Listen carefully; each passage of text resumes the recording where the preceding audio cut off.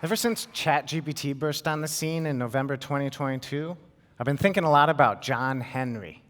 You know, the steel-driving man, the American folk hero born with a hammer in his hand, who died after beating a steam-powered drill in a race to blast a tunnel through a mountain. If you don't know what I'm talking about, you should check it out. Google it later. The folk songs and stories about John Henry tell us something about human dignity. Though it may be quick, a steam engine doesn't inspire us like a man swinging 2 sledgehammers fast as lightning. John Henry displayed awesome power finely honed over a lifetime. And then, his race against the machine broke his heart. This new technology had its benefits, but to those cheering John Henry, the steam-powered drill threatened to steal their means of feeding their families, rob them of their pride in building something useful, make the sort of excellence they valued obsolete. The way I see it, the tale of John Henry isn't just a warning about bosses replacing workers with machines. It's also an invitation to ask, will employing this new technology really make people's lives better? Or will it bring about the loss of things we value, supplant opportunities for human growth and development? As a philosopher who teaches and writes about value and meaning in life, these are questions I think too few of us are asking in the age of generative artificial intelligence. Just like the steam engine, AI is a disruptive technology. And just like the steam engine, it should prompt us to ask, when will employing this new technology really make our lives better? This may not be as splashy a question as one that gets asked a lot, will AI kill us all? But it's no less important. And I suspect one reason fewer people are asking it is that it's so tempting not to. The AI tools increasingly being made available for us promise to make everything we do so much easier, faster, cheaper. Why look a gift horse in the mouth? Well, because sometimes it's a Trojan horse. Sometimes what looks like a gift ends up being a burden. Sometimes using AI to solve a problem only ends up making that problem worse. Let's think through some examples. Suppose you're applying for jobs and you need to write cover letters that concisely express who you are and convince the gatekeepers to pick your app out of the pile for an interview. Just the sort of thing AI was made for. Search AI cover letter writer, put in some prompts, and voila! Tweak the font and layout, add a personal touch or two, and start submitting those apps halfway to a payday. Well, maybe. Maybe not. I mean, do you think that AI-generated cover letter is going to sound like you? Do you think it's going to sound all that different from the ones that spit out for the other applicants? The details will differ, the action verbs will vary, but they'll all blur together. Yours will fall just as flat as anyone else's because it can't possibly demonstrate anything about your uniqueness, about you as an individual, because you didn't write it. It's the product of a large language model trained to predict strings of symbols based on how these symbols have been combined millions and billions of times in the past by people other than you. I'm not saying AI tools don't save time. They do. And they can save us from some of the drudgery that has come to define our lives. I mean, and allow me this aside for a moment, who isn't drowning in email? I know I am. I often wish I could just get someone to answer all these emails for me. And lo and behold, now I can get my favorite AI tool to reply to my colleagues, bosses, students, even some friends. As good as this may sound, I want to invite you to think about it a bit deeper. Would using AI like this really improve our lives? I hate to say it, but we're not the only geniuses who are going to use AI to reply to our emails. So now we've got a bunch of AI-generated emails fired back and forth between accounts. What looked like a solution to the problem of too many emails just made our inboxes that much more crowded. Email always wins. Or go back to your cover letters. What looked like a solution to helping you get a job ended up undermining your chances. You didn't want to put in the work to make your application stand out, so you turned to ChatGPT or Grammarly or whatever, and the result was that yours read just like everyone else's because everyone did the same thing. While these examples are illustrative, they don't really get at the heart of the matter. The real issues with using AI tools come out when we consider situations in which they appear to solve a serious, pressing problem, and yet what they really do is make that problem worse and more permanent.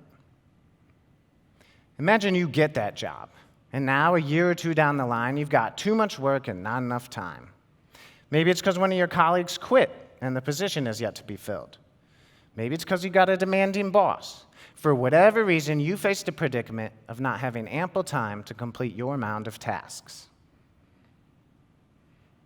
I trust you know the feeling. Maybe you even know the solution. AI can save the day. No need to fret, just put in a prompt to ChatGPT, and in a matter of seconds, it'll spit out that presentation, spreadsheet, memo. Short-staffed, no problem. Overzealous boss, no sweat. What a relief, right? Perhaps for the time being, but the fact is, now that you've shown you can get more work done in less time all by yourself, that position's less likely to be filled. Those deadlines are less likely to go back to what they were before. I trust you have some experience with this sort of dynamic. There's an emergency, and you need to get more done with less. You find a way, and what was once exceptional becomes the norm. You might feel a genuine sense of accomplishment. I don't want to take that away from you. And there are positives to increased efficiency. Lower costs can lead to lower prices. Time that used to be spent on busy work can be freed up for more exciting pursuits. But it's important that we ask ourselves, did using AI really make my life better? Am I really better off with fewer coworkers, shorter deadlines, greater expectations?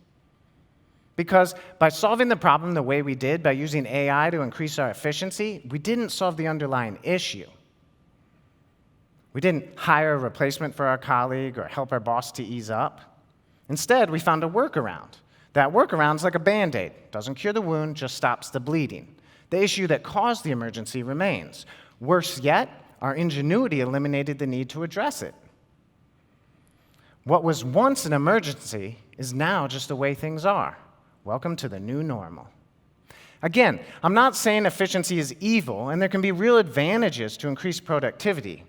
What I'm saying is that the tools now available to us because of advances in artificial intelligence can sometimes cement the very problems they're meant to address.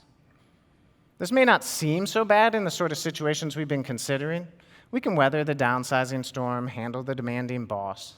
But there are other contexts in which the same basic dynamics seem much more problematic. Consider loneliness. A Gallup poll finds that roughly a quarter of adults globally report feeling lonely. And those who feel lonely are more likely also to feel other negative emotions, such as sadness and stress. There are many causes of loneliness, so it's difficult to prescribe solutions, but one potential solution is the use of AI chatbots. The idea is to leverage recent advances in artificial intelligence to provide lonely individuals with personalizable conversational partners. Perhaps they'll even fall in love. All it takes is an internet-connected device and a little technological know-how. And the figures sound promising. In 2023, the GSM Association reported that over half the world's population owned a smartphone. Over 4.5 billion people can chat with an AI on their own personal mobile device. But will this make them less lonely? Some research looks promising, but when I think about it, my first impulse wouldn't be to hand a lonely person a smartphone. No matter how well-meaning I may be in trying to connect them with a source of conversation, this feels insensitive, like I'm brushing them off, not really feeling their plight. It feels robotic. As sociologist Sherry Turkle points out, AI chatbots are incapable of genuine empathy. These tools may have wide application, but they're an imperfect solution at best, and their key imperfection, their inability to supply the sort of social recognition that's lacking when people feel lonely, suggests their widespread use will make the problem worse. Instead of supplying lonely people with human contact, they'll be given an inferior replica of social stimulation. These uses of AI may be developed in good faith, but they aren't up to the task. What immediate relief they may bring comes at the cost of further entrenching the very problems they're meant to solve. Does this mean we should never use AI? That these tools can never improve our lives? That takes it too far. There are uses that still seem promising, like AI translation apps. These can help people access healthcare and other essential services in situations where they otherwise couldn't. But even here, we need to be discerning. Using a translation app to complete your Spanish homework isn't the same thing as using it to communicate your symptoms to a provider who doesn't speak your language. These apps can help plug gaps in services that would take massive systemic change to fix. We can't just go out and hire more translators or motivate multilingual professionals to relocate to rural communities in need, but we can find time to study, even if it's at the end of a busy day, and resist shortcuts that undermine true learning. My point is that we won't be in a position to tell the difference between uses of AI that improve our lives and ones that don't if we never even ask the question. In fact, it's not just one question we should be asking. I want to leave you with a set of questions to ask yourself the next time you're tempted to use an AI tool to complete an everyday task. First, am I using this tool for a good purpose? Getting medical treatment's worthwhile. Cheating on homework isn't. Second, would I be missing out on something worthwhile if I were to replace my usual way of achieving this goal with a process that involves AI? It may be faster to have ChatGPT write your cover letter for you, but don't forget John Henry's lesson. Faster is not necessarily better.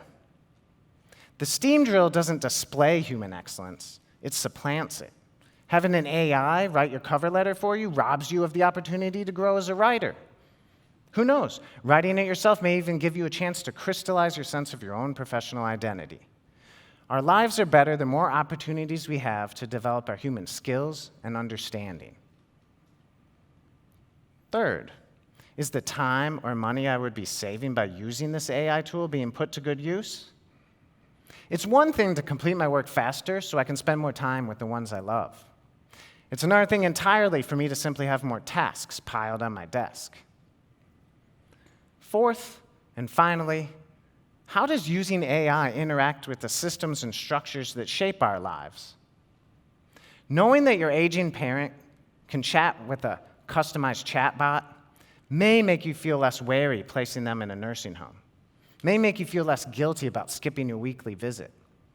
But that chatbot cannot truly take your place, no matter how much it may ease your mind. I realize life comes with all manner of pressures, some easier to escape than others. And I don't want to give the impression I think all technology is bad. But if I can leave you with anything, I hope it's a healthy dose of curiosity. Not all uses of AI are created equal. There's value in asking, when does using AI really make my life better? No matter what answer you arrive at least you'll have resisted the temptation not to ask the question in the first place. And who knows, maybe doing so will help you to grow as a person, make your life just a little bit better in the long run. Thank you.